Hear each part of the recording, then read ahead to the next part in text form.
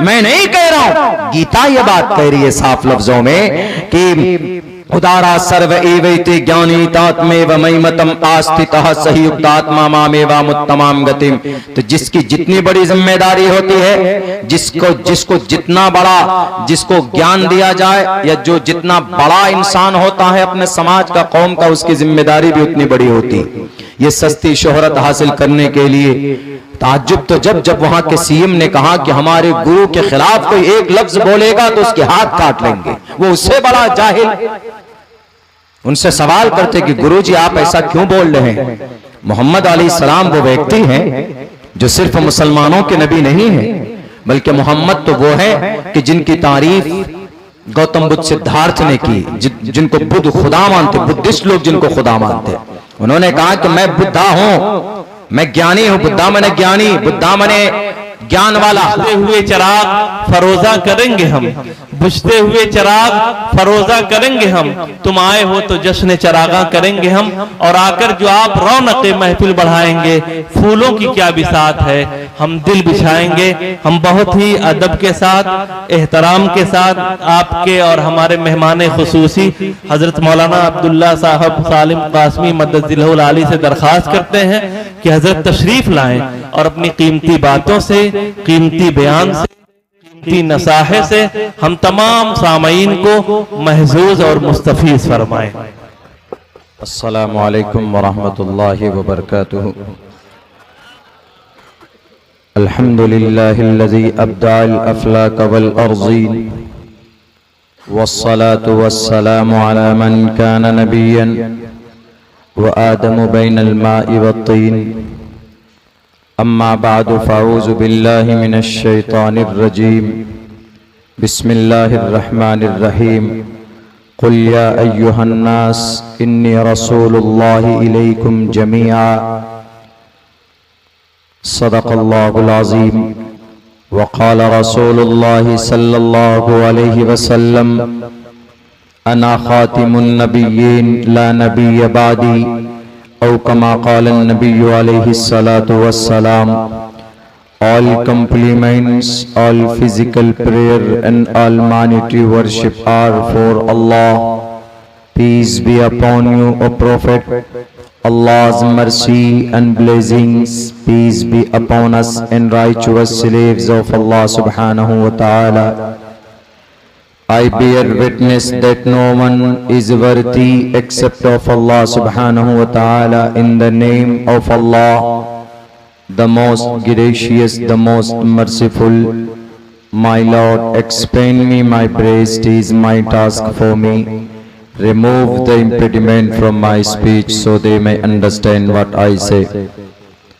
Trishadasho Dashavarsha Bhargo Vindene Nagnikam Ekavimshati Varsha Va Sapra Varsha Vapnuyat यथा वायुं समाश्रिते सर्वजीवन्ते जन्तवा तथा ग्रस्तामा वर्तते इताराशरामा नराशन समवाजिनं वाजन्नि शैदीरं पोषणं सन्मैरी मेरथं न दुर्गादवसवा सुदानवो विश्वसम्मात्रो अहंसो निष्पिपर्ता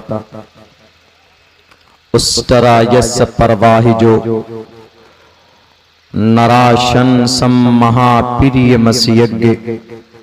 ओम नमः भगवते वासुदेवाय विश्वेश्वरा आदि पुरुष अपरंपार अल्लेख पुरुषा नमः। जनाब सदर महफिल, गिरामी कद्र उलमाए कराम,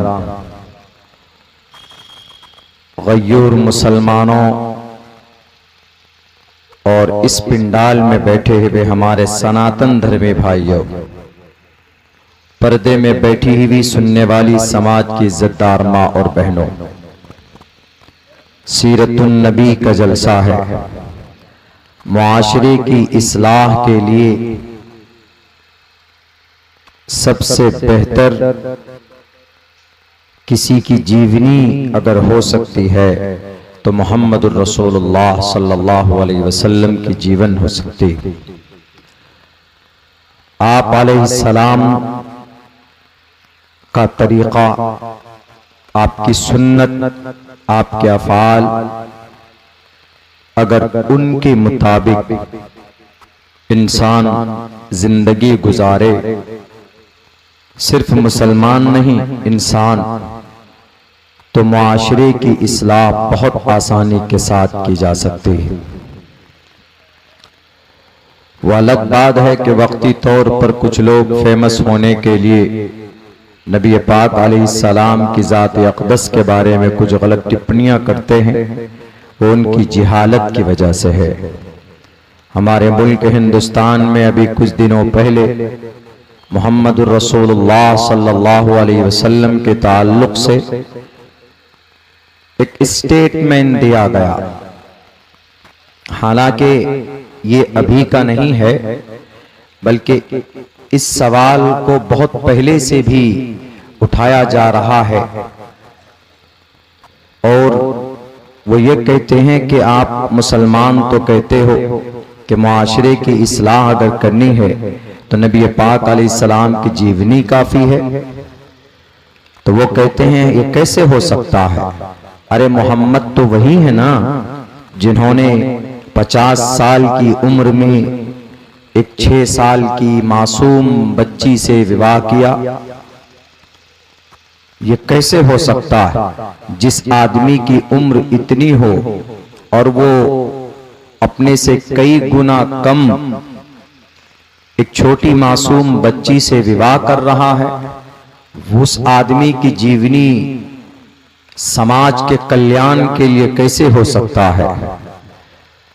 शायद आपने भी देखा होगा,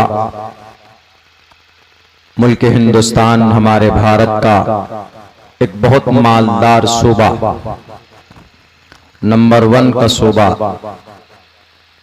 दौलत के एतबार से सूबा महाराष्ट्र। वहां एक पढ़े लिखे व्यक्ति, गुरु ज्ञानी, हमारे हिंदू भाई उनको जानते हैं, उन्होंने ये कहा कि उनकी जीवनी इंसान के कल्याण के लिए हो ही नहीं सकती है। जब वो ऐसे क्रूर थे, अलायाज़ु बिल्लाह, वो कहते उनका मकसद ये था, जब वो इतने जालिम थे तो आजकल का मुसलमान अगर उनकी बातों पर अमल करेगा तो ये मुसलमान कैसे होंगे? तो इसीलिए उन्होंने रिजल्ट ये देने की कोशिश की, ये नतीजा निकालना चाहता था कि recently the method of the last prophet is not followable. Muhammad अलैहिस्सलाम काबिले फॉलो नहीं है, and that person will not example for every human beings on the earth. जमीन पर इंसानों का हीरो नहीं हो सकता है। बहरकैफ बहुत सारे उनके नाम पर FIR दर्ज किए गए, तकरीबन 76 FIR बुक हुआ, केस बुक किया गया, लेकिन उनकी गिरफ्तारी नहीं हुई। यहीं पर अगर कोई टोपी या दाढ़ी वाला आलिम दीन अगर स्टेज पर 1-2 लफ्ज कोई तहजीब के खिलाफ लोकल या बाजारू लैंग्वेज इस्तेमाल करे तो उसके हाथ में हथकड़ी डालकर 10 महीने तक जेल में डाल दिया जाता है और सुप्रीम कोर्ट से उसको जमानत मिलती। बहरकैफ मैं उस सवाल का, उनके एतराज का जवाब दे देता हूं, उसके बाद फिर बात शुरू करते। चूंकि बहुत से लोग जो सोशल मीडिया से जुड़े हुए हैं उन्होंने देखा होगा कि कुछ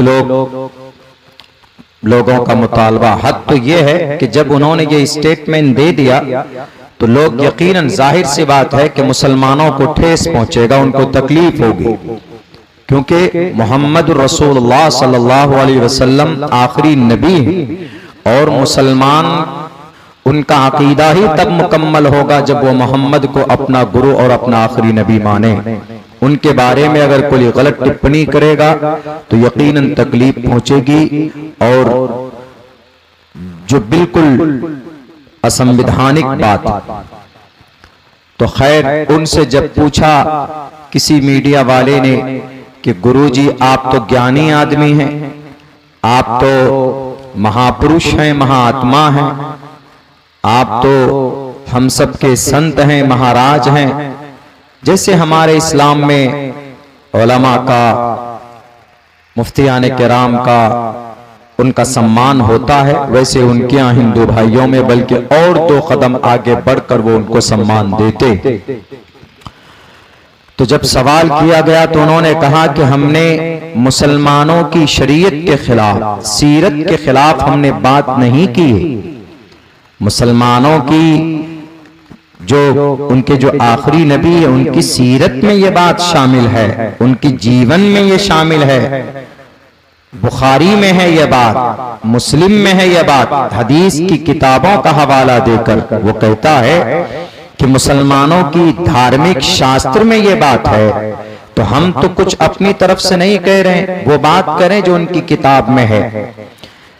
जहन से ये बात, ये जो गलत फहमी पैदा की जा रही है, इस पर कोई चर्चा करने का विषय नहीं है कि मोहम्मद ऐसे थे, मोहम्मद वैसे थे, उन्होंने 6 साल के बच्ची से, या उन्होंने तो इस्लाम की तबलीग के लिए तलवार उठाई, उन्होंने इतनी जंगें की। ये कोई इशू नहीं है।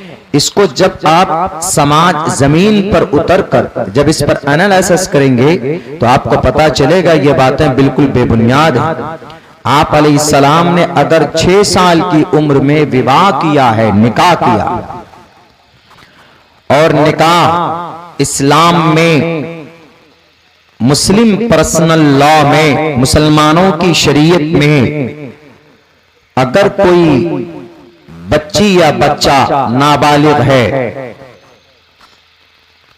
इस्लाम में लड़की 12 साल की उम्र में बालिग होती है, हमारे भारत, हमारे इस शरीयत की नजर में, और लड़का 14 साल की उम्र के बाद बालिग होता है। संविधान में लड़का 21 साल में बालिग होता है और लड़कियां 18 साल की उम्र में बड़ी होती हैं, बालिगा होती। ये फर्क उसमें रहे। लेकिन अगर कोई माँ बाप 1 साल की बच्ची या बच्चे का किसी से विवाह, निकाह करा देते हैं, उनके पेरेंट्स, उनके गार्जियन, उनके वली, तो वो शादी, वो निकाह वैलिड माना जाएगा, उसको अनवैलिड नहीं करार दे सकते। तो अम्मा आयशा का निकाह अल्लाह के नबी की उम्र 50 साल 49 साल 7 महीने, यानी तकरीबन 50 साल की उम्र थी आप अलैहिस्सलाम की उस वक्त। तो उस वक्त अम्मा आयशा का निकाह अबू बकर सिद्दीक ने अपनी रजामंदी से, बल्कि निकाह पढ़ाने वाले काजी खुद अबू बकर सिद्दीक रजी अल्लाह तआला अन्हु थे, और महर भी 400 दिरहम मुकर्रर करके अबू बकर सिद्दीक ने इस निकाह को मुकम्मल किया और खुद से पढ़ाया। निकाह के बाद अलग अलग हो गए। जब अम्मा आयशा की उम्र 9 साल की हुई है, जब हिजरत कर कर मदीना चले गए, तब अबू बकर सिद्दीक की फरमाते हैं, अबू बकर सिद्दीक कहते हैं अल्लाह के नबी से कि मोहम्मद रसूलुल्लाह सल्लल्लाहु अलैहि वसल्लम, आप अपनी बीवी को क्यों नहीं लाते? वो बड़ी हो गई हैं, and she definitely now and she will be good woman in your wife, in your life partner। वो एक अच्छी बीवी बन गई है, आप उनको लेकर आइए। आप आयशा छोटी नहीं है। कोई भी बाप अपनी बेटी को जानबूझकर उस पर जुल्म अत्याचार नहीं करेगा, उसको मौत के मुंह में नहीं धकेलेगा। तो 9 साल की उम्र में अम्मा आयशा बालिग हो गई थी जी। उलमाए मुहद्दिसीन ने जिन जिन अहादीस में ये बात आई है उसकी ये तफसीर की कि 9 साल की उम्र में, अब से 1458 साल पहले, उस वक्त वहां का आब व हवा, माहौल, मौसम की तब्दीली, वहां के वेदर कंडीशन और उसकी एनर्जी का निजाम सिस्टम अलग था। तो वहां 9 साल की उम्र में बच्चियां बालिग हो जाती थी, वहां के आब व हवा के एतबार से। जैसे हमारे मुल्क हिंदुस्तान में कोई गोरा काला होता, यही उत्तर प्रदेश में अक्सर आदमी का नॉर्मल कलर सांवला है या थोड़ा साफ है। लेकिन आप इसी भारत में केरला चले जाएं, गॉड जोन जिसको कहा जाता है, यानी वो पढ़ा लिखा इलाका, सबसे ज्यादा पढ़ा लिखा भारत के आदमी, भारत के अंदर केरला 98% लोग वहां पढ़े लिखे होते, दुनियावी एतबार से तालीम याफ्ता होते। लेकिन वहां कलर अगर आप देखेंगे तो आपको शायद 2% लोग गोरे मिले, वरना टोटल काले काले मिलेंगे आपको। तो अब वहां के आदमी कंप्लेन करें, डंडा लेकर खड़ा हो जाए, अल्लाह हमारे साथ क्यों ना इंसाफी कर रहे हैं, हमारे बच्चे क्यों काले काले, हम क्यों काले, हमारी बीवी क्यों काली है, गोरा क्यों नहीं बनाते हमें, हमने कौन सा गुनाह किया है। तो ये चीज अल्लाह ने मौसम के हवाले किया हुआ कि जाइए, ये क्लाइमेट के ऊपर, उसके वेदर कंडीशन के अप्स एंड डाउन्स की वजह से ऐसा होता है। तो उस वक्त अरब में आज भी वहां गर्मी होती है ज्यादा और कंट्री के मुकाबले में। तो उसके एतबार से अम्मा आयशा 9 साल की उम्र में बालिगा हो चुकी थी, वो औरत यानी औरत बनने के लायक, यानी अब वो मां बन सकती थी, यानी उनको अब ऐसा नहीं कि अब वो छोटी रह गई है। तो इस हिसाब से उलमाए किराम ने ये वजाहत की है कि अगर अम्मा आयशा का उनकी रुखसती हुई है 9 साल की उम्र में, तो ये गलत नहीं है। हदीस के एतबार से तो यही वजाहत है। जब हमसे बात की गई तो मौलाना वो गुरुजी तो and he doesn't believe in हदीस and Quran and common sense, वो ना कुरान को मानता है, ना हदीस को मानता है, ना इस्लामी किसी वजाहत को मानता है, ना मुहद्दिसीन को बात को मानता है, ना असलाफ की बात को मानता है, ना फुक़हा किराम की बात पर अमल करता है। वो तो नहीं मानता, बिलीव ही नहीं करता, तो आपकी बात कहां से मानेगा। तो हमें थोड़ा शौक पैदा हुआ कि यकीनन सही बात है, उसको समझाना है तो वो समझेगा नहीं, उसको अगर ये बात कहेंगे तो वो तो मानता ही नहीं, शरीयत को नहीं मानता, ये तो शरीयत की वजाहत हुई। तो हमने ढूंढना शुरू किया। हमारे सनातन धर्मी भाई, शायद आप जितने अपना शास्त्र को नहीं पढ़ते हैं, मुस्लिम विद्वान उतना पढ़ते, उनमें से मैं एक तालिब इल्म हूँ। मैंने पढ़ना शुरू किया आपके शास्त्र को, मैंने ऋग्वेद को पढ़ा, उसके मैंने पूरे मजामीन को शुरू में देखे कि कहाँ कहाँ पर स्त्री और वुमेन के बारे में बात कही गई। ऋग्वेद है, यजुर्वेद है, सामवेद है, अथर्ववेद है, नहीं मिला। फिर उपनिषद में गए, वहां पे भी नहीं मिला। फिर पुराण जो हमारे पास अवेलेबल है, मेरे पास 6 पुराण तो अवेलेबल है ऑफलाइन किताबी शक्ल में, बाकी ऑनलाइन PDF मौजूद है, PDF कहीं से भी ले सकते हैं। अभी हमको PDF की जरूरत थी, डॉक्टर अजीज बर्नी एक बहुत बड़े एडिटर हैं, उन्होंने हमको 2 किताबों की वो PDF भेज करके हमको दिया। उन्होंने कहा कि मौलाना अब्दुल्ला इसका मुताला करो। जो राष्ट्रीय सहारा का मुताला करते थे पहले जमाने में, वो जानते होंगे अजीज बर्नी एक बहुत बड़े कलमकार रहे हैं, एक बहुत बड़े मजमून निगार रहे हैं भारत की हिस्ट्री के अंदर, अभी भी हैं बक़ैद हयात। बहरकैफ तो हमने जब खोल करके देखा तो नहीं मिला। आखिर के अंदर में एक किताब है, हमारे हिंदू भाई आज भी मानते हैं उनको, महाभारत। मैंने उसी मंत्र को पढ़ा। महाभारत के हिसाब से मोहम्मद अलैहिस्सलाम का विवाह गलत नहीं है। महाभारत में तो 7 साल की उम्र में बच्चे का निकाह कर सकते, नहीं बीवी बना सकते, निकाह दूर की बात है, बीवी बना सकते। वहां तो अल्लाह के नबी ने 6 साल की उम्र में निकाह किया था और 9 साल की उम्र में बीवी बनाकर लेकर गए। यहां तो महाभारत में 7 साल की उम्र में बीवी बना सकते हैं। और यूं कहा गया, त्रिशदशो दशवर्षा भार्गोविंदेन नग्निकाम, त्रिशदशो 30 बरस का मर्द, त्रिशद, 3 को बोलते हैं, शद माने 10, त्रिशदशो 30 बरस का मर्द 10 वर्ष की लड़की से विवाह कर सकता है। भार्गोविंदेन नग्निकाम, ऐसी औरत से, ऐसी लड़की से जिसको हैज का खून न आया हो। हैज का खून, जब बच्ची समाज की बेटी हमारी समाज की जब बालिग हो जाती है तो वो एक सबसे बड़ा प्रूफ है, उसको महीने का खून चालू होता है, उसको मां बनने के लिए तो एक सबसे बड़ा प्रूफ है कि ये बेटी बालिग हो चुकी है, ये जवान हो चुकी है, अब ये मां बन सकती है। इसकी शादी करा दी जाए तो अब ये मां बन सकती है। तो भार्गव का मतलब ऐसी वो लड़की जिसको हैज का खून ना आया हो। भार्गव विंदे ने नग्नि का, नग्नि इसी से लगनी है, लगन इसी से नग्नि का, नग्नि कर सकते हैं, यानी उससे सगाई कर सकते हैं, उससे विवाह कर सकते हैं। ये तो पहली लाइन की है तशरीह। दूसरी लाइन में नीचे आइए, दूसरी लाइन में फरमाते महाभारत के अंदर श्री कृष्ण जी एकविंशति वर्षा व सप्रा वर्षा वाप्नुयात्। एकविंशति वर्षा, एक को बोलते हैं विंशति, 20 को बोलते हैं 20 एक 21, 21 वर्ष का।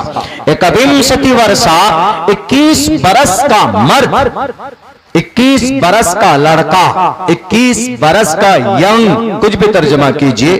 एकविंशति वर्षा 21 वर्ष का लड़का, एकविंशति वर्षा वा सप्रा, सप्त 7 को बोलते हैं संस्कृत में। 1 2 3 4 5 6 सप्त 7 को, इसी से सप्रा, सप्रा, सप्रा वर्षा 7 बरस की लड़की से 21 बरस का लड़का 7 बरस की लड़की से विवाह कर सकता है।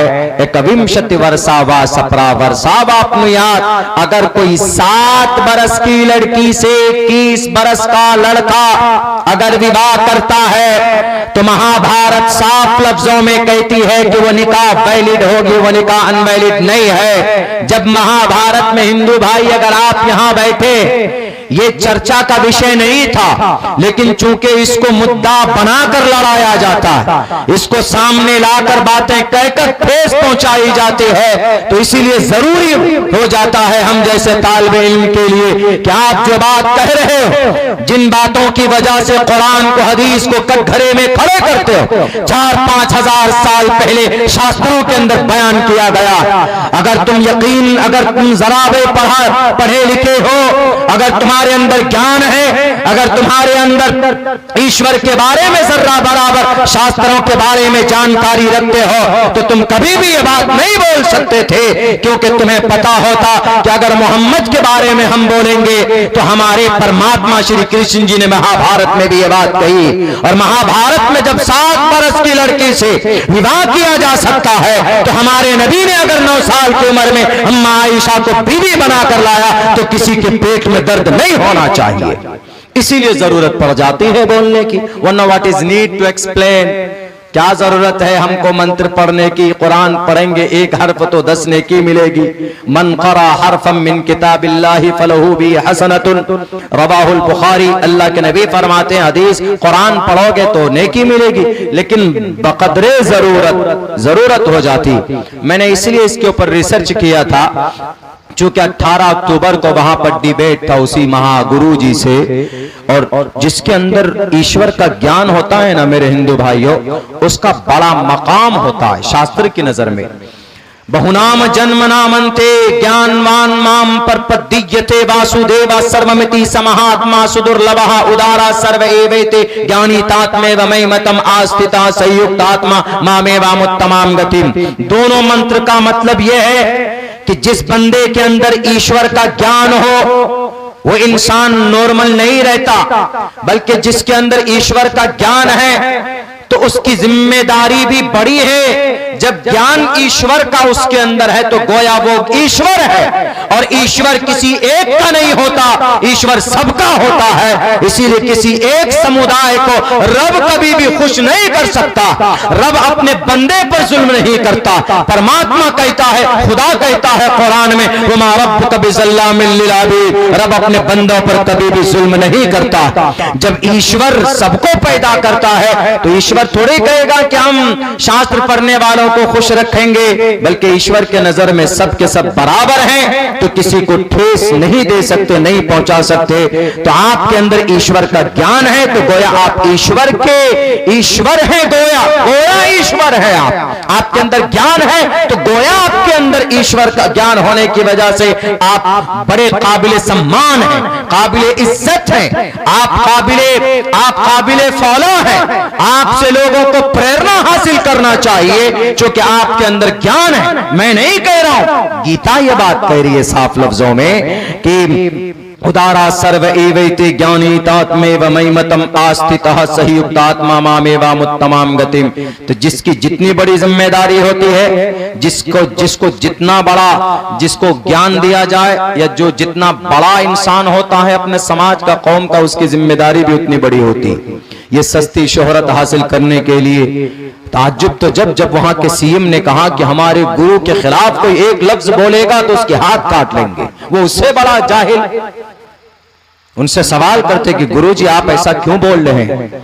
मोहम्मद अलैहिस्सलाम वो व्यक्ति हैं जो सिर्फ मुसलमानों के नबी नहीं है, बल्कि मोहम्मद तो वो है कि जिनकी तारीफ गौतम बुद्ध सिद्धार्थ ने की, जिनको बुद्ध खुदा मानते, बुद्धिस्ट लोग जिनको खुदा मानते।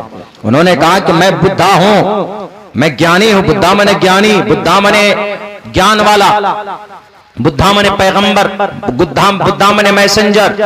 उन्होंने कहा कि मैं बुद्धा तो हूं, लेकिन आखिर जमाने में एक बुद्धा पैदा होने वाला, अंतिम जमाने में फारकुली की ये मैतरा की जुबान के अंदर है, बुद्धा के माने पैगंबर और रसूल क्या थे। उन्होंने कहा कि आखिर जमाने में जो बुद्धा आएगा उसको मानना, अगर उसको नहीं मानोगे तो तुम्हारी कामयाबी नहीं मिल सकती, तुमको मुक्ति नहीं मिल सकती, तुमको निजात नहीं मिल सकती। बैरक है अम्मा आयशा सिद्दीक़ा रज़ी अल्लाह तआला अन्हा के ताल्लुक से जो गलत बातें लोगों के बीच में है, मैंने ये इसलिए शुरू के अंदर में आपको ये बात बताई ताकि आपके जहन में रहे। अगर किसी सनातन धर्मी भाई को अगर गलत फहमी है तो प्यार से आप उनको समझाइए। आप कहिए कि सिर्फ मोहम्मद अलैहिस्सलाम की जीवनी में ये बात नहीं है और ये गलत नहीं है, बल्कि ये सही ऐसा हो सकता। अगर किसी बच्ची का विवाह, अगर कोई बच्ची हमारे भारत में 12 साल की उम्र की लड़की है कोई, अगर उसका विवाह हो जाए, कहीं शादी हो जाए 50 साल की उम्र के आदमी से, 60 साल की उम्र के आदमी से, तो क्या वो शरीय एतबार से वो नाजायज नहीं है? जायज है। कानून के नजर में विवाह की एक उम्र है। अभी देख लीजिए, अभी साउथ के एरिया में एक 50 साल का बूढ़ा आदमी 30 साल की एक हेरोइन से शादी की, एक्ट्रेस से शादी की। ये बड़े बड़े नेता लोग करते हैं। दिग्विजय सिंह हाथ हिलने कांप रहे हैं उनके, एक नेता है किसी बड़ी पार्टी के, उन्होंने 24 साल की यंग लड़की से शादी की, विवाह किया। ये कोई इशू नहीं है इस पे चर्चा करने का, उन्होंने अब शादी क्यों की, उन्होंने तब शादी क्यों की। कभी कभी ऐसा होता है कि जवान लड़का, भी तो आपने देखा होगा कई जगह पर 16 साल का लड़का है, 50 साल की एजेड औरत, उम्रदराज औरत ने शादी की उस लड़के से। तो ये कोई जुर्म नहीं है।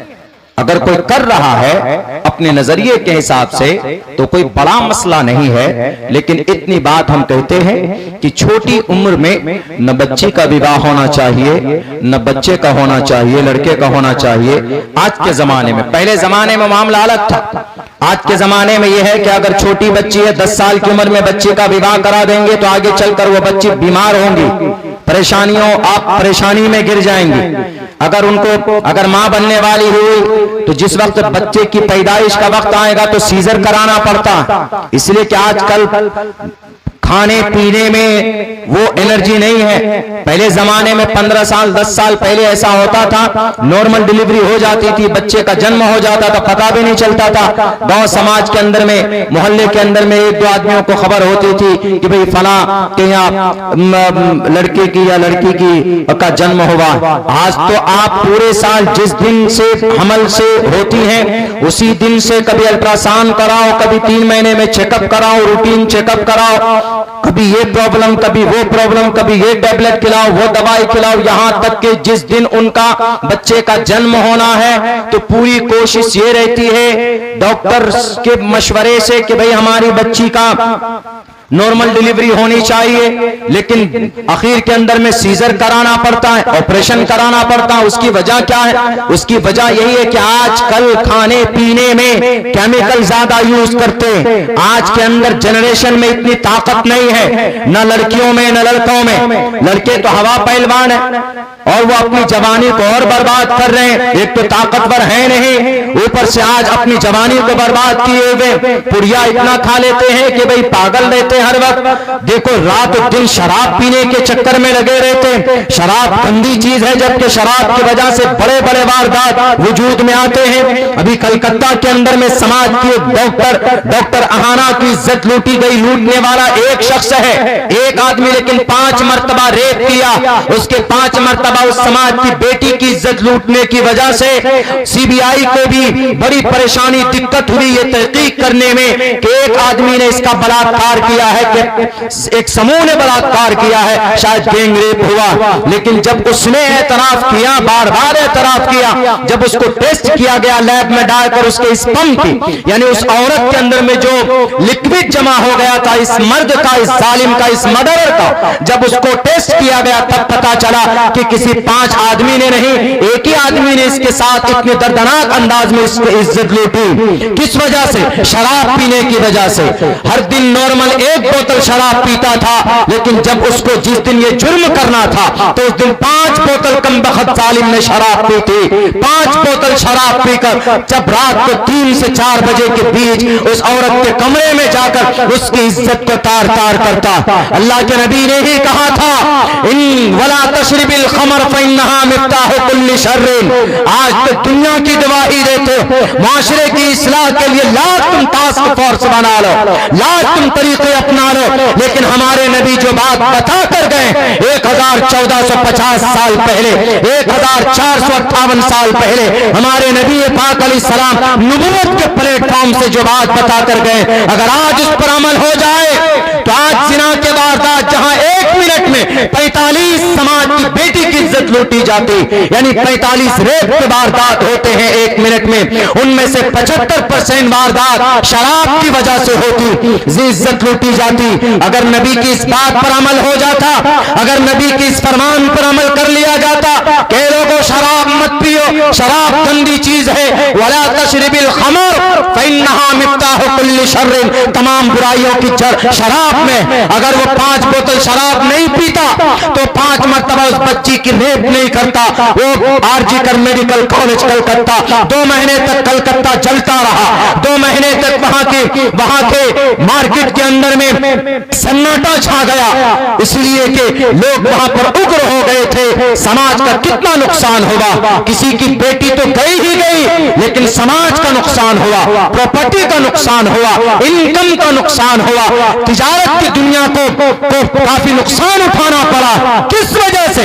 एक शराबी की शराब 5 बोतल पीकर उस समाज की बेटी की इज्जत लूटने की वजह से। अगर हमारे नबी की इस बात पर अमल कर लेते, वला तशरिबिल खमर, शराब मत पियो, तमाम बुराइयों की जड़ शराब में है। और अल्लाह के नबी ने ही कहा था, अला इन्नल खमर कद हुर्रिमत, कि शराब हराम और बैन और नाजायज है। शराब विल बी प्रोहिबिटेड, शराब नाजायज है। किसी ने आज तक शराब के ऊपर पाबंदी नहीं लगाई।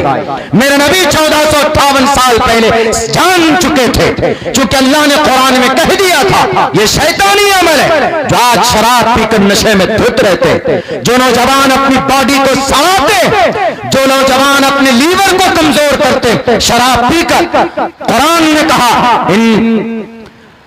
इन्नमल खम्र वल मैसुर वल अंसाब वल अज़लाम रिजसुम मिन अमल शैतान। ये शैतानी वारदात, ये शैतानी काम जो समाज का नौजवान शराब पीता। इसलिए अल्लाह के नबी को वही की गई खुले लफ्जों में कि आज से from now and just now, आज इसी वक्त से शराब पर बैन लगाइए ए मोहम्मद, अला इन्नल खमर कद हुर्रिमत, आज से शराब नाजायज और हराम।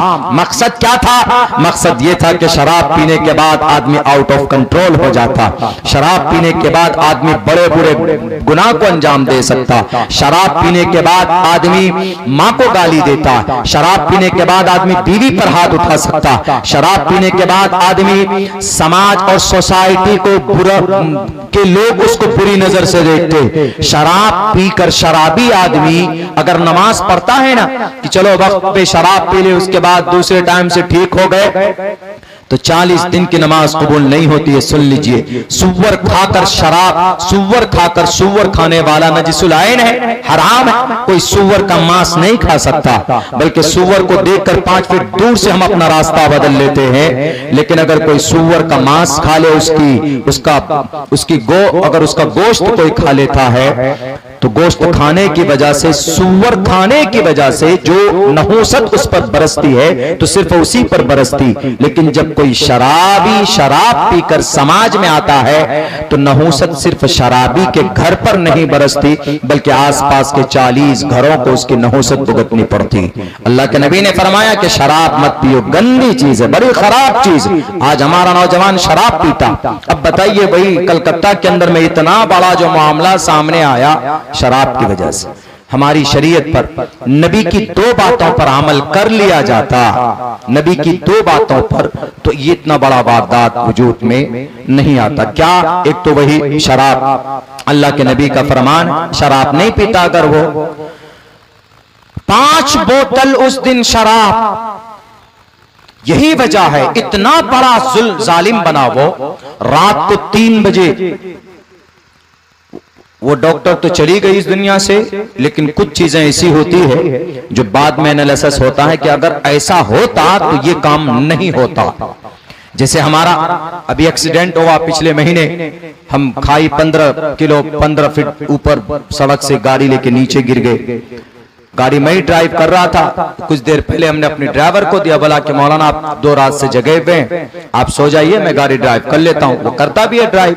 बहुत दूर दूर से, उत्तर प्रदेश से, गोरखपुर से हम अपने 600-700 किलोमीटर दूर रात का सफर हम लोग तय करते प्रोग्राम को कनेक्ट करने के लिए, एक से दूसरे प्रोग्राम में शिरकत के लिए। तो वो करता है, लेकिन कभी कुछ नहीं हुआ। उस दिन मैं ड्राइविंग की सीट पे उसको बिठा के स्टीयरिंग पे मैं पीछे जाकर सो गया। 15-20 किलोमीटर दूर भी नहीं चला होगा, वो सो गया। आंख लगी नहीं, ऊँग ऐसे ऊँग आती आदमी वो हो जाता। ऊँग अगर सिर्फ आए तो गाड़ी सीधी ही रहती, ऊँग नहीं। 80-90 की स्पीड से गाड़ी चल रही थी, तो वो गाड़ी नॉर्मल होकर 20-25 की स्पीड पे आ गई थी। तो इसका मतलब वो कम से कम 1.5 से 2 मिनट स्टीयरिंग पकड़ के सोया चलती हुई गाड़ी पे। तो वो सोख तब जाकर गाड़ी खाई में जब गिरी है, जब चोट लगी हम लोगों को, 2 ही आदमी थे। अगर आगे की सीट में होते तो शायद हमारी ये दोनों टांग हमारी टूट जाती। हम पीछे चूके चले गए थे, अल्लाह को बचाना था।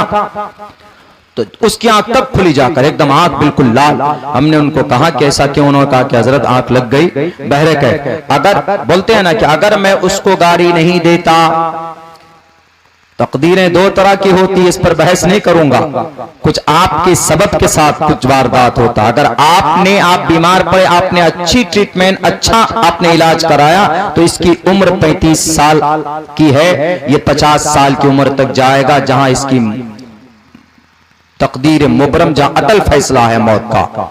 लेकिन अगर किसी आदमी ने 35 साल, उसकी उम्र 50 साल, 35 साल की उम्र में बीमार पड़ा, इलाज नहीं कराते, कहते छोड़ो अब है ही नहीं, पैसा ही नहीं है, तो ये तकदीर मुअल्लक कंडीशन के साथ है, तो आपकी इलाज न करने की वजह से उसकी मौत यही हो जाएगी 35 साल की उम्र। लेकिन अगर आपने सबब को इख्तियार किया कि नहीं, अगर अच्छे ट्रीटमेंट, अगर अच्छे डॉक्टर को दिखाया, थोड़ा अच्छा स्पेशलिस्ट को दिखाया, तो हो सकता है कि अल्लाह तबारक व तआला, चूंकि उम्र 50 साल तक की भी लिखी हुई है, जहां पर लास्ट फाइनल इसका जो डेड एंड है वहां तक, तो ये अच्छे ट्रीटमेंट की वजह से ये 35 साल की उम्र से बढ़कर 50 साल तक चला जाएगा। लेकिन अगर इसने सबब को इख्तियार नहीं किया, इसीलिए कहते दुनिया दारुल असबाब है। दुनिया के अंदर जब तक आप हाथ पैर नहीं मारेंगे तो निवाला आपके मुंह तक नहीं जाएगा। जब तक आप मेहनत नहीं करेंगे तो आपके पास पैसे नहीं आएंगे। ये तवक्कुल के खिलाफ है जो लोग कहते हैं कि बैठे रहो अल्लाह देगा, बैठे रहो 30 दिन घर में, देखते हैं कैसे रोटी का टुकड़ा मुंह में जाता है। आप जाएंगे, मेहनत करेंगे, पैसे कमाएंगे, तब जाकर घर पे आटा, रुपए, दौलत आएगी, आटा और दाल पानी आपके मुंह में जाएगा। बैरकत मैं उधर नहीं जाना चाहता। तो खैर, उस डॉक्टर ने उस रात में एक तो यह है कि इसने खिलाफ वर्जी की, 5 बोतल शराब पी, इसको नहीं पीनी थी इतनी शराब। उस डॉक्टर की क्या गलती रही? उस डॉक्टर की एक गलती बड़ी थी। एक गलती ये थी, अल्लाह के नबी ने क्या फरमाया, हम उसको सीरत की रोशनी में देखते। सीरत, चूंकि आज मॉडर्न, आज जो रिसेंटली जो जमाना है, आज के घटनाओं को अगर हम सीरत से जोड़ेंगे तो बात जल्दी समझ में आती है। तो अल्लाह के नबी अलैहिस्सलाम ने क्या फरमाया, इन्नल मरअता औरतुन इदा खरजत इस्तशरफहा शैतान। और इन्नल मरअता औरतुन, ऐसा नहीं कहा कि इन्नल मोमिना, मोमिना औरत, ईमान वाली औरत, सिर्फ मुतलक औरत। इन्नल मरअता औरतुन, समाज की औरत पर्दे की चीज है। क्या करना चाहिए उसको? इसका मतलब पर्दे में रहना चाहिए, बाहर नहीं जाना चाहिए खामखा। चलो घूमने जा रहे हैं, शॉपिंग के लिए जा रहे हैं, बाल खुले हुए हैं, लिपस्टिक लगाते हैं, एकदम बेहतरीन से बेहतरीन परफ्यूम यूज करते हैं और खूब घूम कर आते हैं, शॉपिंग कर आते हैं अकेले। इन्नल मरअता औरतुन इदा खरजत इस्तशरफहा शैतान, जब समाज की बेटी जब घर से बाहर निकलती है अकेली, बिना किसी जरूरत के, पर्दे में मलबूस होकर नहीं, बालों को खोलकर, शक्ल को ओपन करके, ब्यूटी ऑर्नामेंट करके, खूब बनाव सिंगार, एक बन सवर कर, तो उसके पीछे एक शैतान लग जाता है। इदा खरजत इस्तशरफहा शैतान, तो उसके पीछे एक शैतान भी जाता है। तो उस औरत की क्या गलती थी? गलती ये थी, इसीलिए कुरान करीम में जो 7 आयतें पर्दे पर है, पर्दे पर, बुर्का पर, नकाब पर, पर्दे पर, वो इसी वजह से और 70 हदीस जो है पर्दे के ऊपर, वो इसी वजह से है कि अगर समाज की कोई औरत बाहर जाए, मार्केट में जाए, कहीं पर जाए, तो अपनी पूरी सर से तन को सर से पैर तक छुपा कर चलना चाहिए। मेरे हिंदू भाइयों, ये आपके यजुर्वेद के खिलाफ नहीं है, बल्कि यजुर्वेद में कहा गया, दे पश्चिस्तमो परि संतराम पादको हर माते कौशल पको, ए समाज की मां, तुम्हारे पैर की पिंडली भी नहीं नजर आनी चाहिए जब तुम बाहर जाओ। देखते हैं आज भी ये कल्चर है हमारे हिंदू भाइयों में, हमारे हिंदू माताएं और बहनों में, कि वो अगर घर से बाहर निकलती, बल्कि बाहर जाएंगे किसी खेत में, काश्तकार लोग जाते हैं, उनकी जो घरवाली होती जाती है तो घूंघट करती, 1-1, 1.5, 2-2 फीट घूंघट उनके सर के आगे। क्यों? इसलिए कि पता है उन्हें कि पर्दा और घूंघट और चेहरे को ढांपना ये जरूरी अल्लाह ने कशिश रखी है औरत की शक्ल में, उसकी आवाज में, कुदरती तौर पर। तब जाकर आप उनके तरफ माइल होते हैं, अपनी बीवी की तरफ। हुन्ना लिबासुल लकुम व अंतुम लिबासुल लहुन। आपकी ख्वाहिश को दुनिया की कोई चीज पूरी नहीं कर सकती। आपकी जिस्मानी, आपकी शहवानी कुव्वत को, आपके साथ को कोई मुकम्मल नहीं कर सकती। कोई दवाई नहीं बनी है जो आपकी जिस्मानी जिनसी ख्वाहिशात को कोई पूरी कर सके। अगर उस चीज को अल्लाह ने कहीं पर अगर किसी जरिए से पूरा करवाता है तो वह औरत के जरिए से। इसीलिए अल्लाह ने कहा कि औरत को बीवी बनाओ, गर्लफ्रेंड नहीं। जो आजकल समाज के अंदर गर्लफ्रेंड का सिस्टम चल पड़ा, यूसीसी के जरिए से, यूनिफॉर्म सिविल कोड के जरिए से, कि 21 बरस का लड़का और 18 बरस की लड़की दोनों मिलकर बिना निकाह किए, बिना शादी किए हुए ये मियां बीवी के तरह रह सकते हैं। नाजायज और हराम है, समाज के खिलाफ है। इसीलिए अल्लाह के नबी फरमाते हैं कि बात नहीं कर सकते, देख नहीं सकते।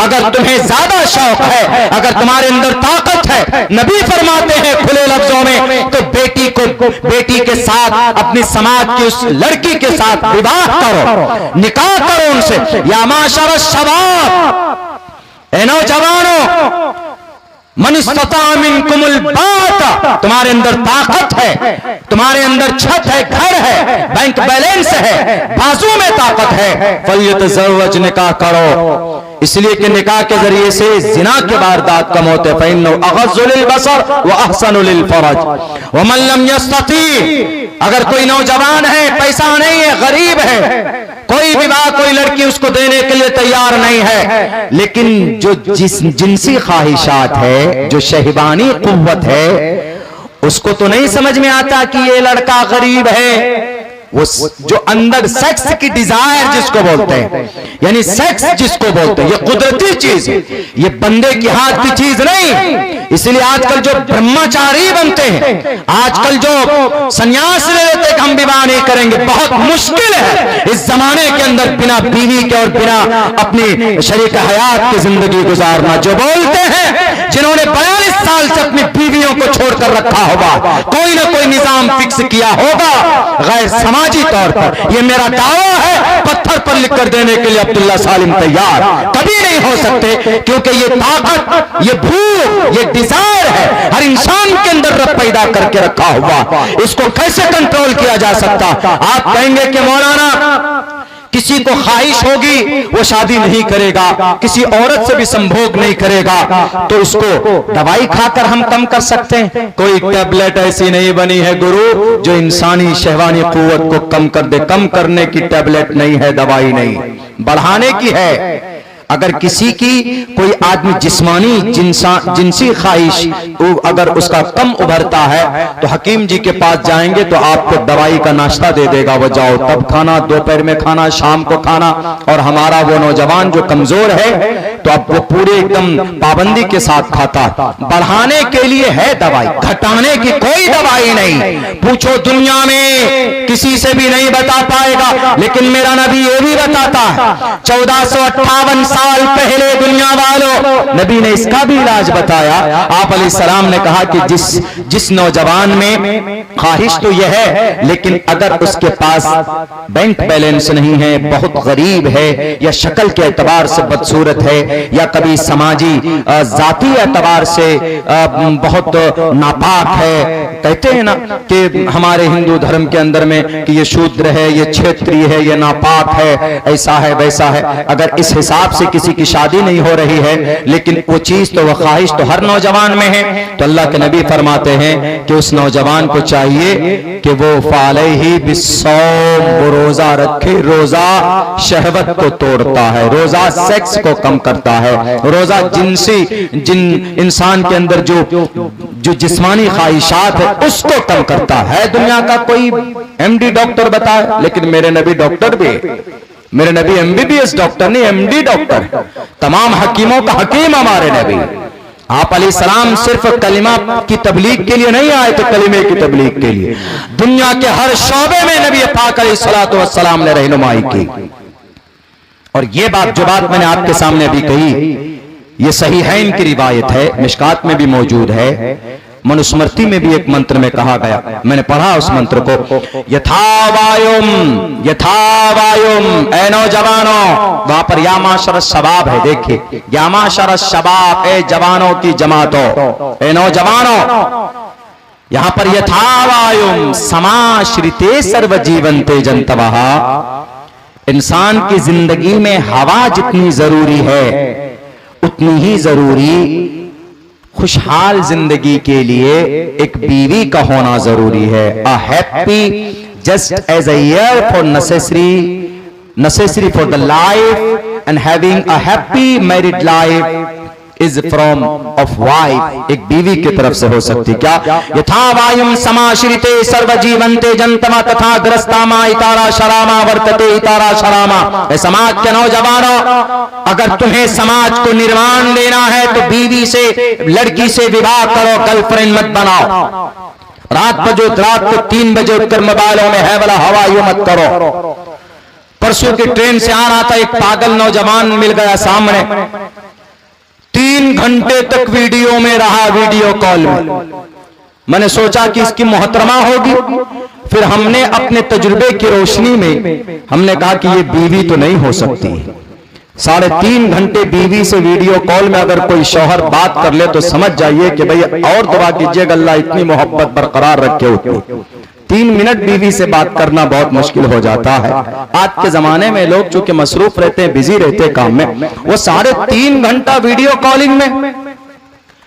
मेरे बाद में आखिर में पता चला कि वो लड़की उसकी बीवी नहीं थी, वो उसकी क्या बोलते बाजारू लैंग्वेज में, उसकी बोसम गर्लफ्रेंड, बहुत करीबी दोस्त। नाजायज है ये लफ्ज इस्तेमाल करना। एक ही रिश्ता जायज है, वो निकाह का रिश्ता जायज है, बीवी का रिश्ता जायज। बीवी को तो नहीं बोलते कभी आई मिस यू, रात को बाहर जाएंगे तो चले गए, 1 महीना हो गया, बीवी ने फोन कर दिया, बार बार फोन करते रखो, ऐसे कहेंगे। कभी नहीं कह सकते रात को 1 बजे उठकर कि मोहतरमा आपकी बहुत याद आ रही है, मैं अकेला अकेला महसूस कर रहा हूं। मियां बीवी से गुफ्तगू करना, प्यार मोहब्बत की बात करना गलत नहीं है। आप अलैहिस्सलातु वस्सलाम मजाक अम्मा आयशा से करते थे, आज का नौजवान करेगा, आज के जो कपल हैं वो करेंगे नहीं करेंगे? अम्मा आयशा करते थे, अम्मा अल्लाह के नबी करते थे। एक मर्तबा तो अम्मा आयशा अल्लाह के नबी ने कहा कि मोहम्मद आइए हम दोनों रेस लगाते, रेस। आप अलैहिस्सलाम इसीलिए कहते हैं ना रोल मॉडल है हमारे लिए। आप अलैहिस्सलाम सिर्फ ये नहीं बस नबी हैं, तबलीग कर रहे हैं, कलिमे और कुरान और सुन्नत और इबादत और नमाज नहीं, बहुत अच्छे गुरु। इंसान की जिंदगी में जो जो जायज चीजें जरूरी है आप अलैहिस्सलाम ने उन तमाम चीजों को करके बताया। अल्लाह के नबी अम्मा आयशा एक लकीर खींचते हैं और अम्मा आयशा खड़ी है, अल्लाह के नबी खड़े हैं, काफले में जा रहे थे, काफला थोड़ा आगे बढ़ा तो अल्लाह के नबी ने फरमाया, अम्मा आयशा ने कहा कि आओ हम दोनों जरा रेस लगाते, जिसमें देखते हैं कौन ज्यादा किसके अंदर ताकत है, कौन जीतता। रेस लगाते, दौड़ लगाते, अम्मा आयशा जीत जाती, हल्की बदन की थी, अम्मा आयशा बहुत ज्यादा ज़हीन और फतीन थी, तो वो फौरन कहती अल्लाह के नबी आप हार गए, मैं आपसे जीत गई, वी वॉन द मैच, हम मैच जीत गए, हम जीत गए। तो अल्लाह के नबी अलैहिस्सलातु वस्सलाम ने कहा ठीक है कोई बात नहीं, हमारा भी वक्त आएगा। तो कुछ सालों के बाद अम्मा आयशा जब बड़ी हुई, जब अम्मा आयशा का उनका बदन जब भारी हुआ, तो उस वक्त अल्लाह के नबी ने फिर एक मर्तबा कहा कि आयशा आओ एक मर्तबा और लगाते हैं रेस। तो अम्मा आयशा के बदन की भारी की वजह से ज्यादा दौड़ नहीं पाई थी, तो अल्लाह के नबी वहां जीत गए थे। तो अल्लाह के नबी ने कहा कि ये देखो अब कि मैं जीत गया। तो ये किसको दर्शाता है? ये मियां बीबी की खुशहाल, मियां बीबी की जुगाली, मियां बीबी की फ्रेंडशिप वाली जिंदगी है, ये फ्रेंडशिप, दोस्ताना जिंदगी। आजकल के मर्द के तरह नहीं कि फिरौन बने बैठे, ए खाना बना, कपड़े क्यों नहीं धोई, उस पर प्रेस क्यों नहीं किया, नहीं, बीवी है आपकी शरीक हयात, आपकी लाइफ पार्टनर। आप जो अपने लिए पसंद करते हैं आप उनके लिए पसंद कीजिए, आप उनके साथ नरम लहजे में बात कीजिए, अपनी बीवी को आप दोस्त मानिए। घर में काम ज्यादा है, कपड़े के अंबार लगे हुए हैं, बच्चा रो रहा है, खाना बनाना है, तो बीवी को कहिए कि मोहतरमा आप बच्चे को संभालिए, मैं कपड़ा धो देता हूं। मैं आप बोलेंगे कि मौलाना सिर्फ तकरीर पे ही, आज भी अल्हम्दुलिल्लाह इस नाचीज की आदत है, मैं सफर से 14 तारीख को पहुंचूंगा, जो भी मेरे गंदे कपड़े होंगे मैं खुद से अपने बैग से निकालकर सबसे पहले मैं अपने कपड़े को धोने का बंदोबस्त करता हूं, फैलाने का बंदोबस्त करता हूं और उसको खुद से अपनी तरतीब से जो भी करना होता है मैं करता हूं। हालांकि ऐसा नहीं कि मेरी मोहतरमा रेडी नहीं होती तैयार, वो भी करती है, लेकिन मैं ये कहता हूं कि तुमको दूसरा काम है तुम करो। ये होती है अल्लाह के नबी अलैहिस्सलातु वस्सलाम से हमें सबक मिलता है कि अगर आपकी बीवी है तो आपका दोस्त है, आपका शरीक हयात है। हजरत अय्यूब को पूरी दुनिया ने ठुकरा दिया था कि जाओ समाज से निकलो, जब उनके बदन के अंदर में जख्म में कीड़े पड़े थे तो उनको समाज से जब बाहर कर दिया गया था, जहां कौवा करकट डालते वहां पर डाल दिया गया था। वो हजरत अय्यूब अलैहिस्सलातु वस्सलाम कौन नहीं जानता है उनको, एक नबी है, एक वक्त के नबी है, अल्लाह के महबूब बंदा। अगर वो इशारा में कुछ चाहते तो दुआ कबूल हो सकती थी, लेकिन सारी दुनिया ने रिश्ता तोड़ लिया, अपनों ने, भाई ने, जो भी थे करीब में। लेकिन अगर कोई साथ में, उनके साथ में अगर कोई औरत रही तो सिर्फ उनकी बीवी थी हजरत अय्यूब अलैहिस्सलातु वस्सलाम की। इससे साफ पता चलता है कि बीवी आपके शरीक हयात है, आपकी गर्लफ्रेंड शरीक हयात नहीं है। आपकी गर्लफ्रेंड तो आपके शरीक डाकू है, आपके पॉकेट को निचोड़ कर खत्म कर देगी। आपको एक से एक एक्सपेंसिव गिफ्ट चाहिए, मांग लेगी आपसे, और आप पागल थोड़ा सा नाराज हो जाती है तो आप कहेंगे कि मोहतरमा मान जाइए, हम चांद पर चढ़ रहे हैं, तुम्हारे लिए तारे तोड़ कर ला रहे हैं। उस कमबख्त को इतनी हिम्मत नहीं, रात को 12 बजे घर की छत पर नहीं चढ़ सकता हो। लेकिन वो दिल फेंक आशिक की तरह उल्टे सीधे डायलॉग मारता। मेरे भाइयों, हमारे नबी पाक अलैहिस्सलातु वस्सलाम ने हर चीज, हर बीमारी की दवा, माशरे की हर बुराई को खत्म करने के लिए आप अलैहिस्सलातु वस्सलाम ने हमें पैगाम दिया। मोहम्मद अलैहिस्सलाम की जिंदगी के अंदर मौजूद है, लेकिन आज के इस जमाने में हम ही लोगों को सुधार करने की जरूरत है। हम ही लोग गंदे हैं, यकीनन हम ही लोग, हमारा अमल ही गंदा है मुसलमानों का। हम जलसे करने लायक कुछ नहीं होगा, मौलाना अमीन साहब को बुला बुला कर तकरीर करवाने कुछ नहीं होगा अगर आपने अमल नहीं किया तो। आपके उत्तर प्रदेश में पता है, आपके उत्तर प्रदेश में अभी जो मदरसे के ऊपर पाबंदी लगने वाली थी, किनका हाथ था? कौन साजिश रच रहा था बंद करने में? आप कहेंगे कि जी यहाँ की राजनेता लोग या फला फला कोई सनातन धर्मी भाई। बिल्कुल नहीं, बल्कि हाई कोर्ट में 5 याचिकाएं दाखिल की गई। उत्तर प्रदेश में कितने मदारिस है? 23,500 मदरसे। पूरे भारत में सबसे ज्यादा मदारिस उत्तर प्रदेश में है। 17.5 लाख बच्चे पढ़ते हैं आपके उत्तर प्रदेश में, और बिहार, बंगाल, आसाम के बच्चे ज्यादा पढ़ते हैं। 17.5 लाख बच्चे पढ़ते, बताइए, 23,500 मदारिस। इन 23,500 मदरसों में 560 मदारिस ऐसे हैं जो गवर्नमेंट की तरफ से उनको फंड किया जाता है, यानी उनकी तनख्वाह उनके टीचरों की और उनकी पूरी देखभाल जो फंडिंग होती है वहीं से होती है। 560 मदरसे, और तकरीबन 16,500 मदरसे की रजिस्ट्रेशन बाज़ाब्ता गवर्नमेंट के डेटा में है, उनके पास, उनके रजिस्टर्ड है। और 4,500 तकरीबन 4100 मदरसा वो है जो गवर्नमेंट उसको फंड देना चाहती। लेकिन अभी 4-5 महीना पहले हाई कोर्ट इलाहाबाद ने क्या कहा कि मदरसा एक्ट असंवैधानिक है, इसको बैंड होना चाहिए, यानी मदरसा बंद। मदरसों में जो बच्चे हैं वो स्कूल में जाए। मदरसे में जो बच्चे पढ़ते हैं उन्हें मैथ, साइंस, विज्ञान पढ़ने के लिए स्कूल में जाना चाहिए। उनका यह साफ स्टेटमेंट था। तो आपको पता है किसी केस की शुरुआत कैसे होती है? या तो कोर्ट सुओ मोटो कोई एक्शन ले ले, सुओ मोटो, या पुलिस उसके ऊपर में 0 FIR करके कोई ऐसा सिचुएशन आ जाए तो तहकीक शुरू करती है, मामला शुरू करता। लेकिन यहाँ पर ऐसा कुछ नहीं हुआ।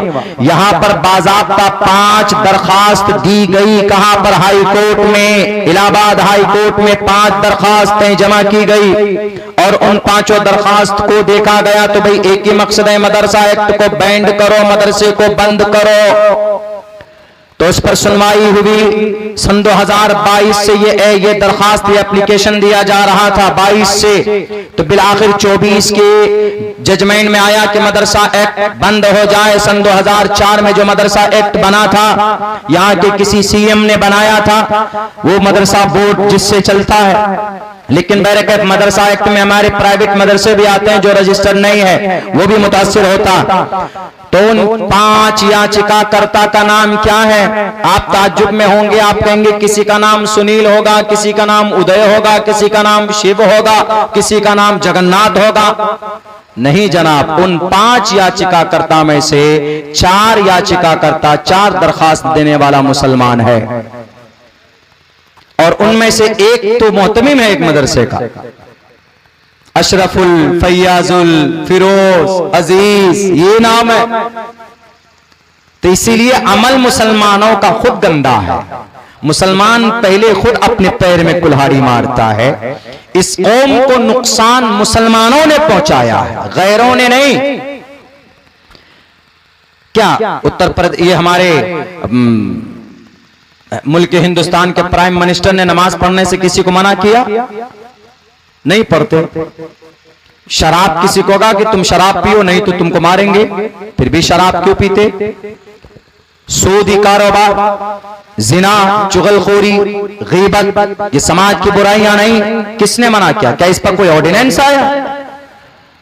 नमाज जानबूझकर छोड़ते हैं जबकि इतनी बड़ी वईद है, मन तरका सलात मुतअम्मिदन फक़द कफ़र।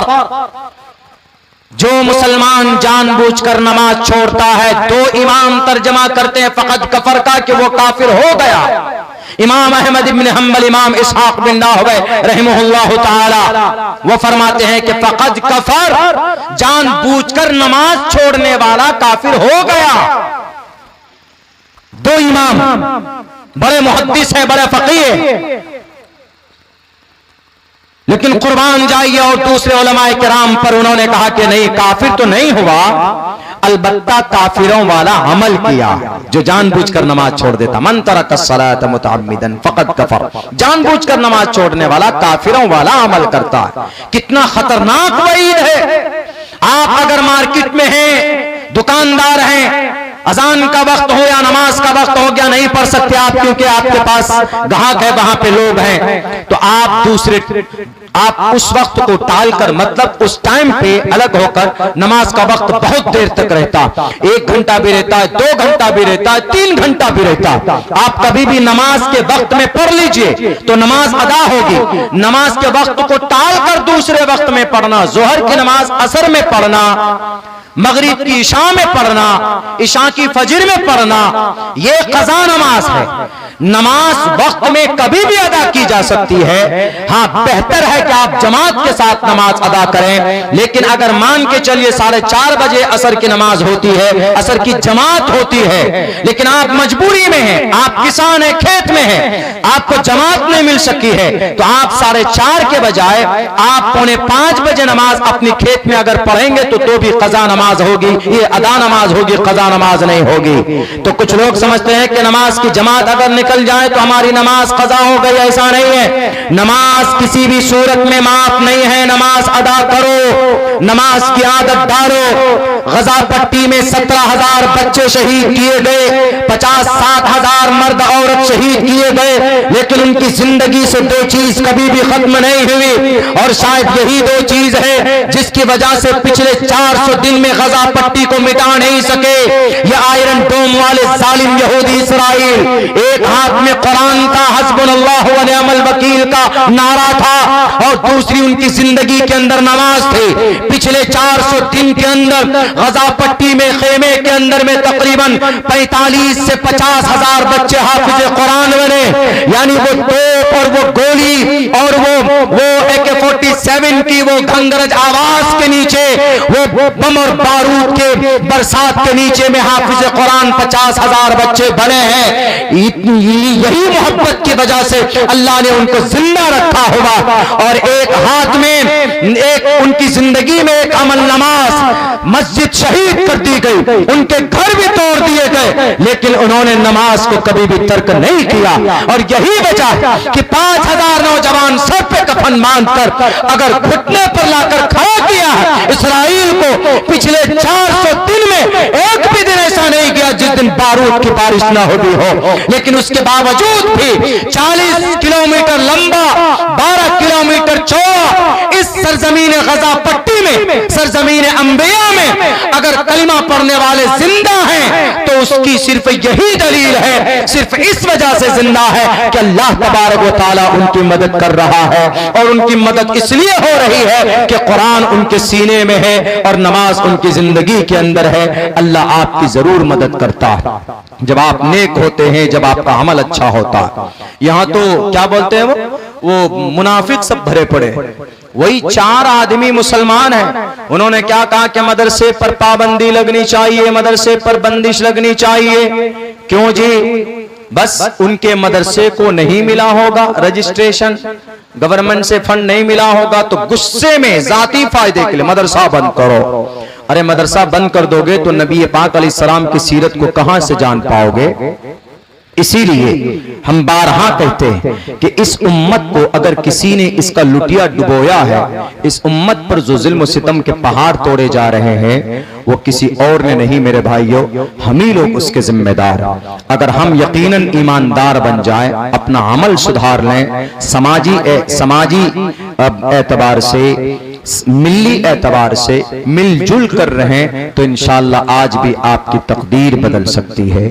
अरे जिनकी तकदीर न बदलने के बारे में चैलेंज है, यानी जिनकी जिल्लत के बारे में कुरान में वईद है यहूदी कि वो कभी भी इज्जत की जिंदगी नहीं गुजार सकते, वो कभी भी कामयाब नहीं हो सकते। ज़ुरिबत अलैहिमुज़ ज़िल्लतु वल मस्कना।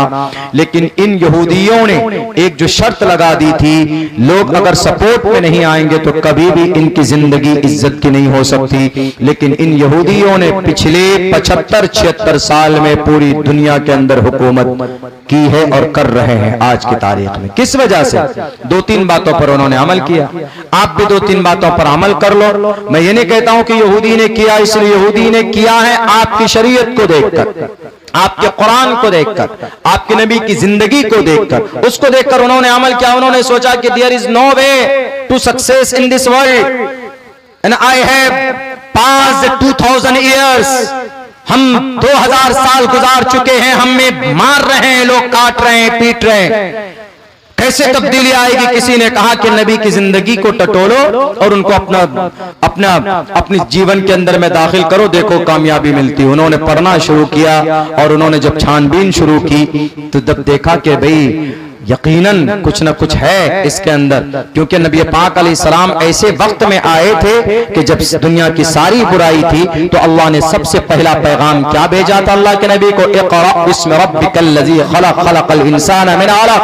तो इन यहूदियों ने इस मंत्र को पढ़ा, इस आयत को पढ़ा, इसको अपना समझिए कि मूल मंत्र बनाया। उन्होंने कहा कि इस्लाम में सबसे पहला जुमला क्या है? पढ़ने का। इक़रा पढ़ने का है, पढ़ो।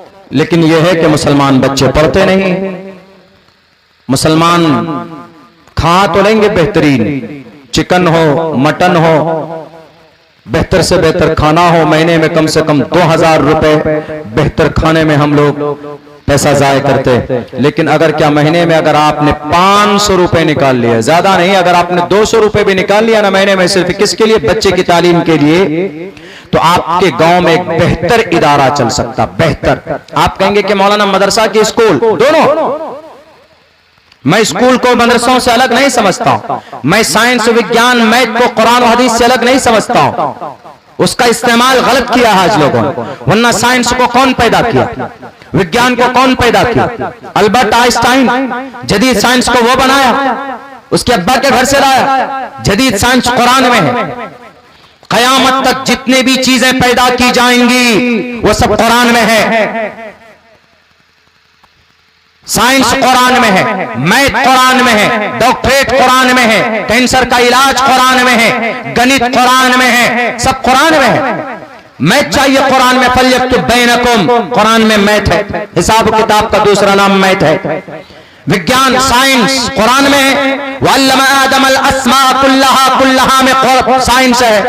वयख्लुकु मा ला तालमुन, मा में साइंस है। वअनज़लल हदीद फी बासुन शदीद, इसमें साइंस है कुरान में। कैंसर का इलाज कहा है कुरान में? इन्नल्लज़ीना कफरू बिआयातिना सौफ नुस्लीहिम नारा कुल्लमा नज़िजत जुलूदुहुम बद्दलनाहुम जुलूदन गैरहा लियज़ूक़ुल अज़ाब।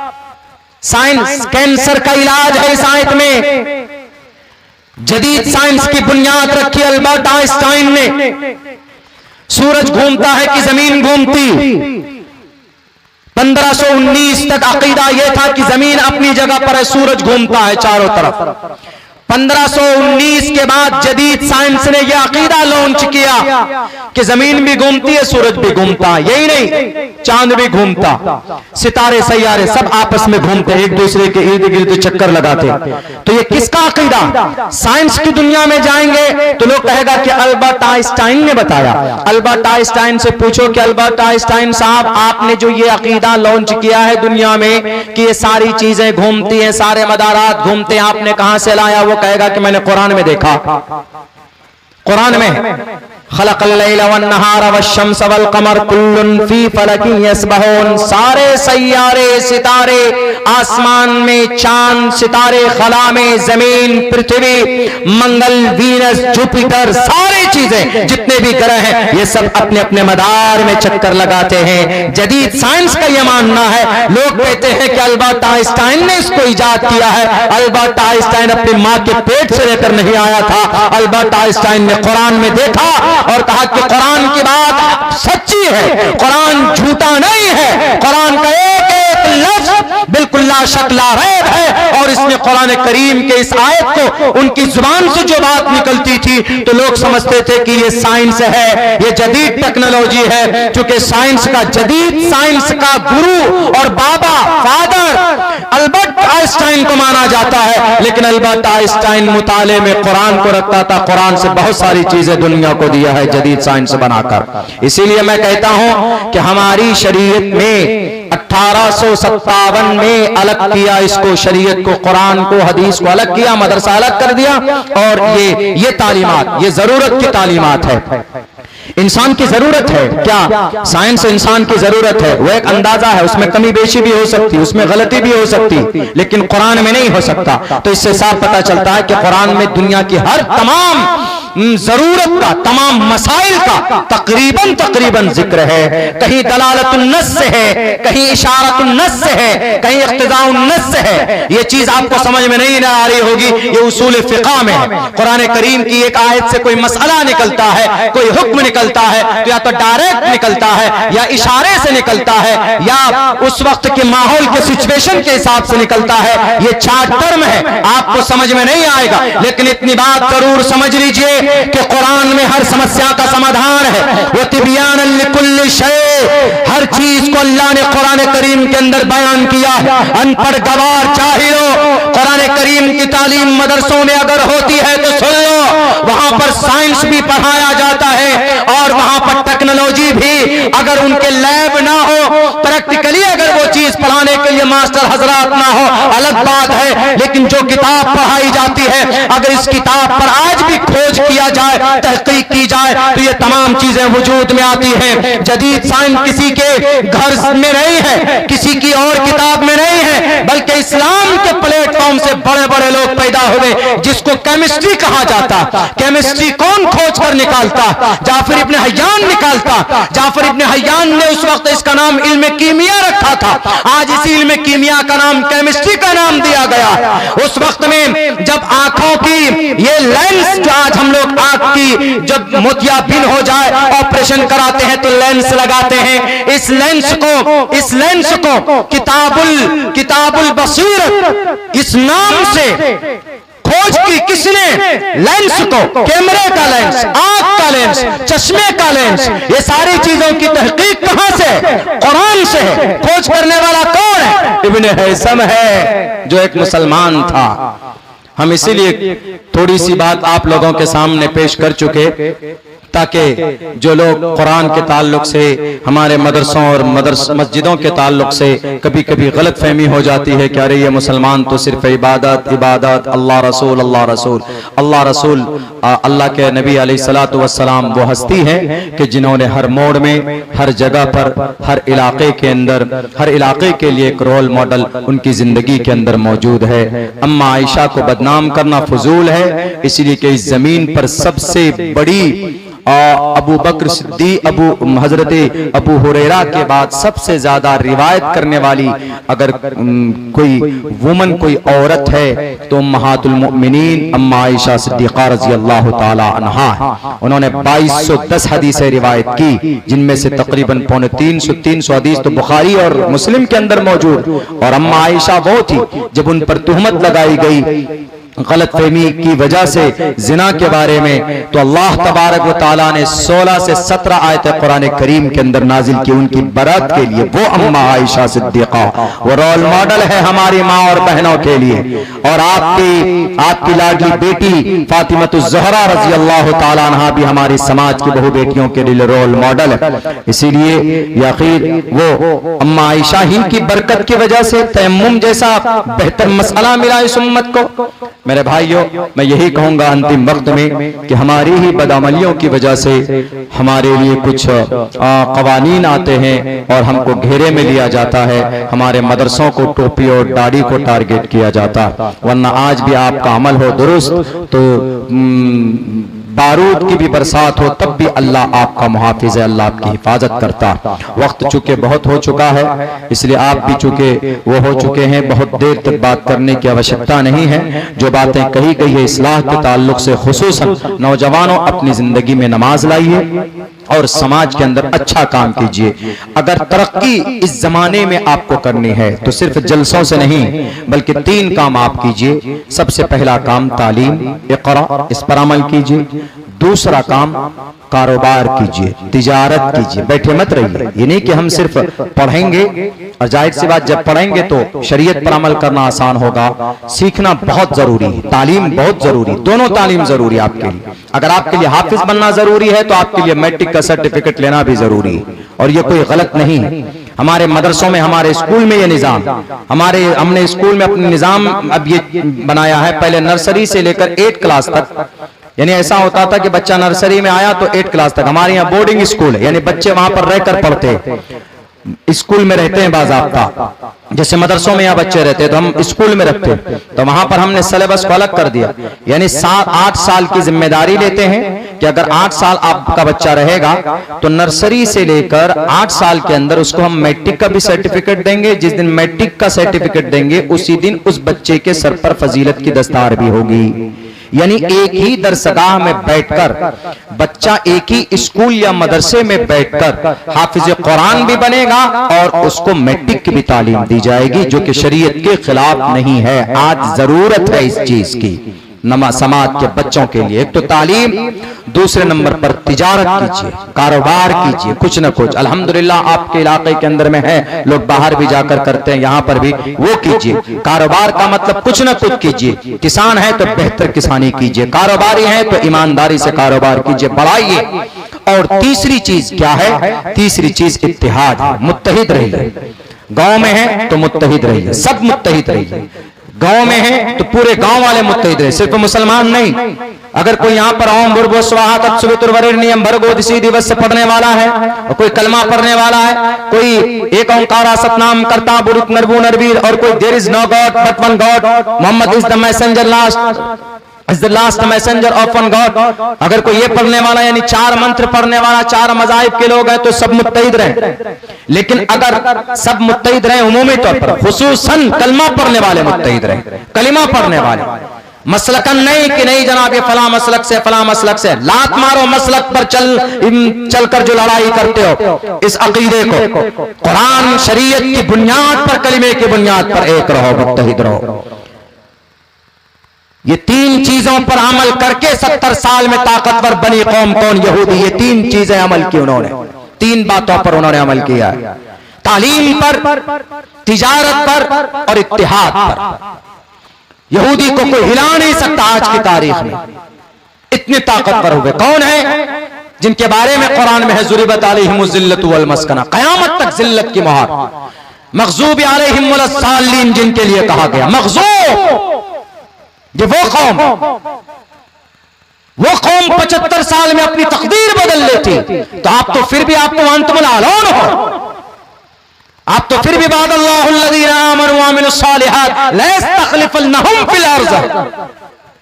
इसलिए आपके लिए जरूरी है, कौम का मुनाफिक बनकर तरक्की नहीं कर सकता। हमारा समाज का नौजवान सिर्फ पुड़िया खाकर तरक्की नहीं कर सकता।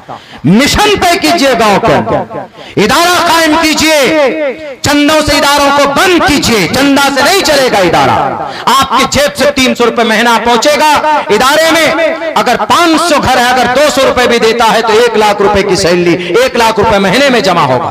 और उस मदरसे में कुरान की भी तालीम दीजिए, स्कूल की भी तालीम दीजिए। नहीं जाएगा हमारा बच्चा या बच्ची किसी ऐसे स्कूल में जिसमें बुर्के के ऊपर पाबंदी लगती हो। क्यों नहीं मदरसा हम चला सकते? मदरसे के अंदर स्कूल चला सकते। मैंने मदरसा इसलिए कायम नहीं किया, मैंने स्कूल बनाया। वहां पर अकीदा था कि मदरसे के अंदर में ये संविधान की और इंग्लिश की तालीम नहीं होती। मैंने कायम किया सन 2014 के अंदर, और अल्हम्दुलिल्लाह 250 बच्चे पढ़ते हैं। और समाज में देने का निजाम नहीं था कि मौलाना मदरसा मतलब फ्री। हमने कहा कि आपके बच्चे को डेली 100 रुपए का खाना भी खिलाऊंगा, और 100 रुपए दीजिए, उसी 100 रुपए में बच्चे को हम तालीम भी देंगे, हाफिज भी बनाएंगे, निगरानी भी करेंगे, खाना भी खिलाएंगे। 100 रुपए पर डे, 24 घंटे की फीस। आप किसी होटल में बैठेंगे तो 100 रुपए फूंक कर आ जाएंगे, लेकिन अगर आप 100 रुपए पर डे निकालिएगा बच्चे के लिए तो दोनों तालीम से, तरबियत से आरास्ता किया जाएगा। अगर ऐसा निजाम बने बनेगा तो बोर्डिंग के स्कूल में एक बच्चे की 3,000 रुपए महीने की फीस गार्जियन आज भी देते हैं। हमारा सीमांचल गरीब है, देते हैं, मिजाज बनाने से बनता है।